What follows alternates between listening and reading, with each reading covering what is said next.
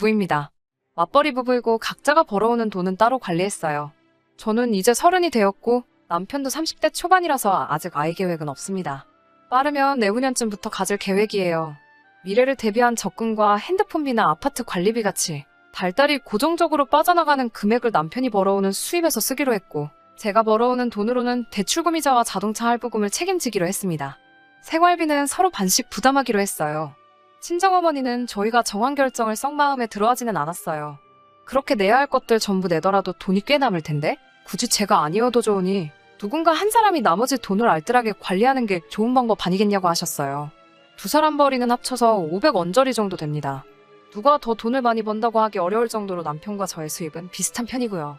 그런데 남편이 벌어오는 돈 중에 주식 같은 걸로 부수입이 꽤 많았는데 매달 금액이 다르니 관리가 어렵겠더라고요. 그래서 각자 관리하게 된 거예요. 남편이 주식이나 코인 같은 걸 하면서 매달 넉넉한 수익을 낸다고 보장하기 어렵기 때문이지요. 낼 거 다 낸다고 하더라도 각자 앞으로 달에 100만 원씩은 남았기 때문에 저희 형편에 각자 필요한 곳에 쓰기에는 넉넉한 금액이기도 했어요.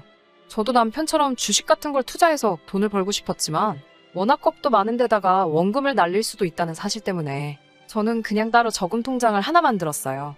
이제 1,500만 원 정도 모여 있습니다. 남편도 모으고 있다고 하기는 하는데 제가 볼 때는 남은 돈만큼 주식이나 코인을 하면서 돈을 더 챙기거나 날리고 있는 것 같은데 얼마나 모았는지는 모르고 있습니다. 각자의 돈은 서로 터치하지 않기로 약속했기 때문이에요. 서로 남는 돈을 관리하는 방식이 틀린 것처럼 저와 남편은 돈 개념에 있어서는 많이 틀린 편이에요. 저는 알뜰한 편은 아니지만 씀씀이가 해픈 것도 아닙니다.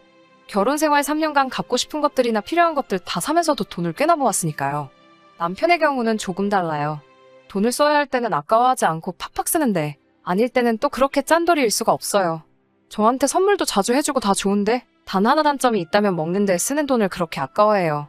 같이 장을 보러 갔는데 오렌지 주스가 마시고 싶어서 카트에 담으니 돈 아깝게 무슨 과일 주스냐고 말하면서 값싼 과일향이 첨가된 음료수로 바꿔버려요. 그리고 제가 그날이 되면 소화가 잘 안 돼서 요거트 같은 걸 사거든요. 그러면 또 저보고 뭐 그렇게 사치스럽냐면서 우유를 집어와요. 자기가 집에서 밥솥으로 만들어준다고요. 집에 와서 만들어주면 불만이라도 안 생기겠는데 가뜩이나 그날이라 예민해져 있는데 제가 먼저 화내면서 짜증을 부리기 전까지는 귀찮다고 만들어주지도 않아요. 하루는 이런 걸로 짜증 부리는 것도 아닌 것 같아. 퇴근길에 제 돈으로 요거트 몇 개를 사다 놨어요. 제 돈 주고 사온 거는 또 별말하지 않고 저 없을 때마다 몰래 하나씩 꺼내 먹더라고요. 고기도 제일 값싼 부위만 고집해요. 간을 세게 해서 먹으면 사구려 부위도 맛있게 먹을 수 있다고요. 돼지갈비찜이라도 먹으려 치면 국물용 등뼈를 사가지고 그걸로 해먹어야 했어요. 라면도 인터넷에서 무슨 업소에서 쓰는 대용량 스프를 사가지고는 사리면을 가져다가 끓여 먹게 했습니다. 국물이 남으면 자기가 도시락으로 싸가서 다음날 밥 말아 먹겠다고 버리지도 못하게 하고요.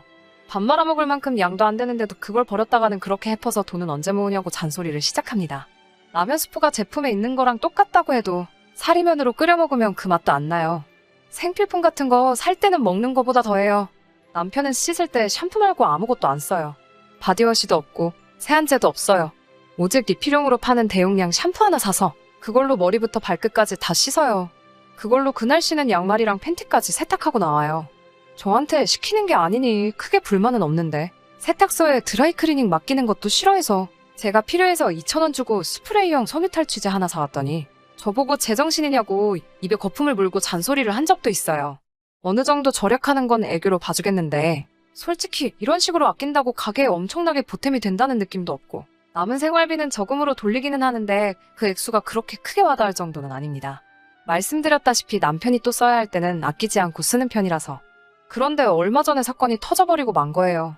출근할 때 보통 아침에 같이 출발하는데 제가 개인적인 사정이 있어서 반차를 내고 그날은 오후에 출근하게 되었습니다.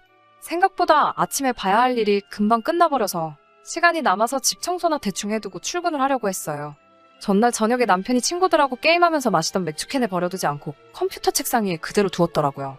빈 맥주캔들을 정리하다가 마우스를 건드려서 남편 컴퓨터에 전원이 들어왔어요. 컴퓨터 화면에 이메일이 열려 있었는데 핸드폰 게임 결제 내역이 떡하니 띄워져 있더라고요. 그 금액은 자그마치 30만 원이나 되었어요.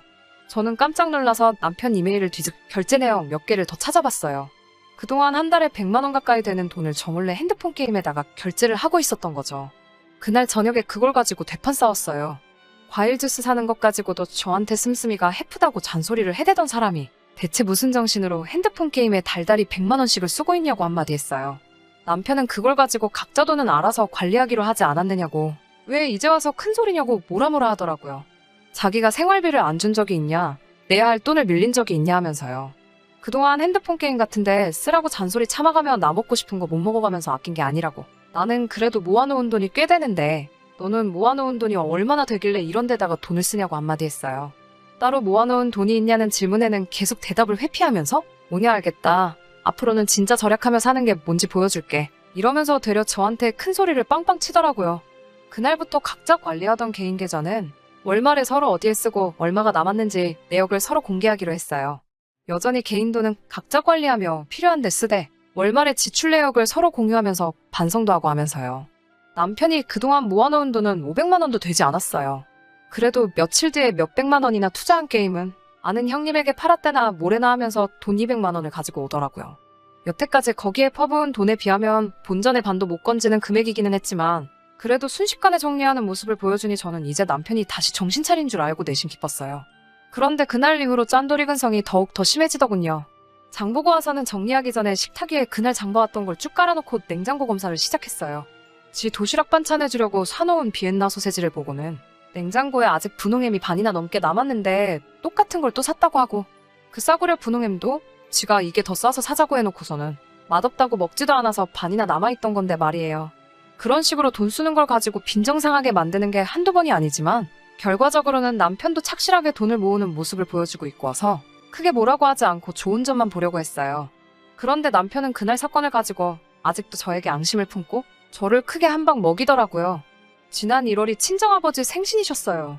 원래는 퇴근 후에 남편과 만나 지방에서 올라오신 두 분과 같이 식사를 하기로 했는데 제가 급한 회사 일이 생겨야 야근을 하게 되면서 도무지 시간을 맞출 수 없게 되었어요.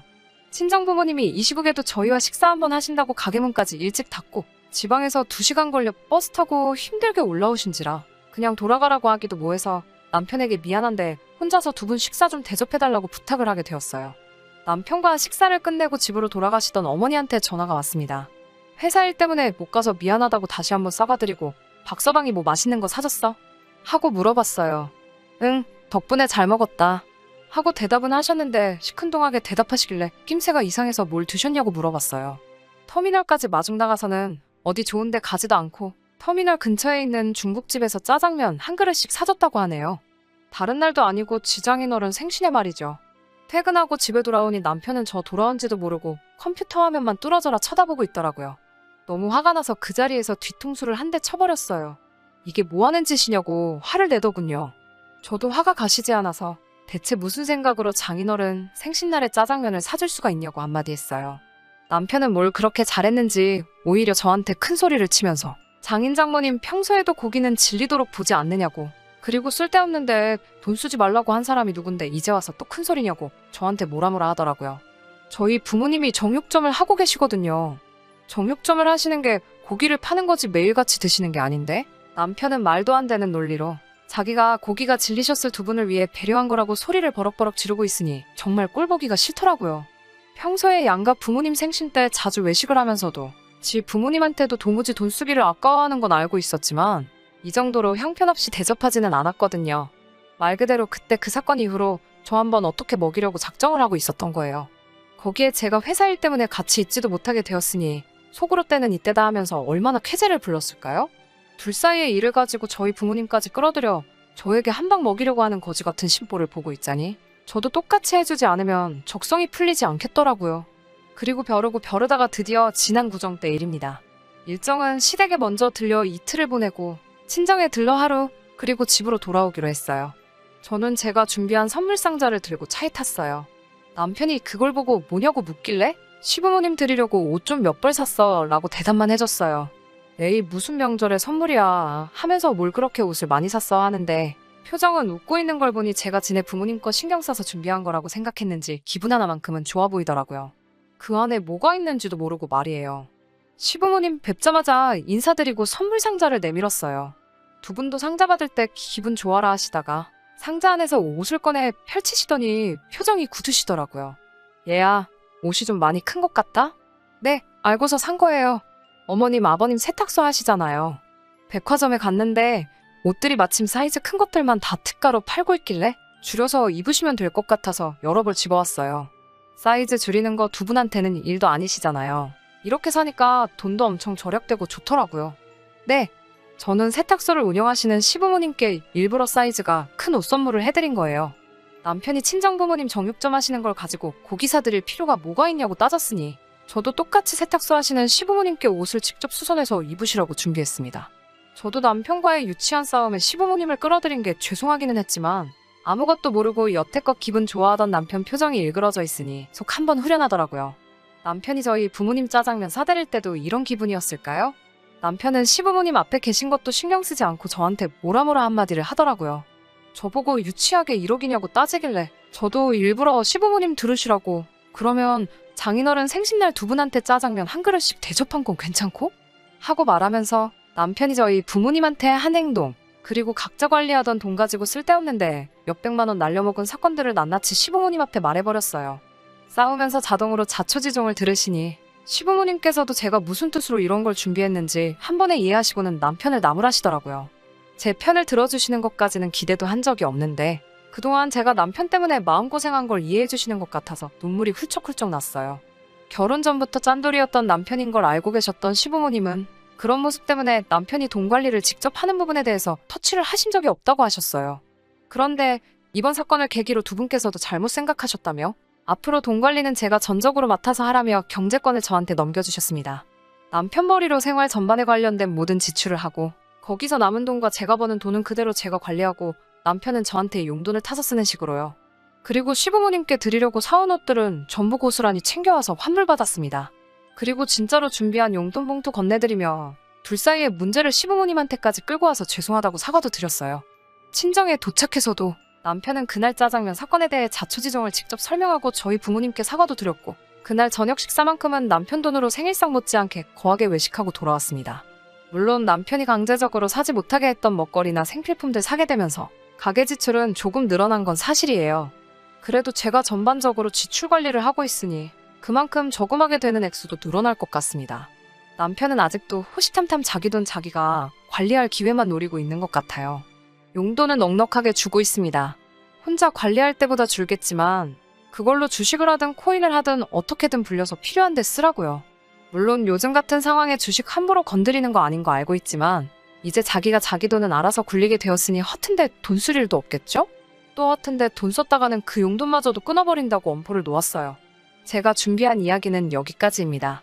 이제 남편이 돈 가지고 뻘짓하는 일은 없겠지만 또 다른 이야기거리가 생기면 나중에 또 사연 한번 보내보도록 할게요.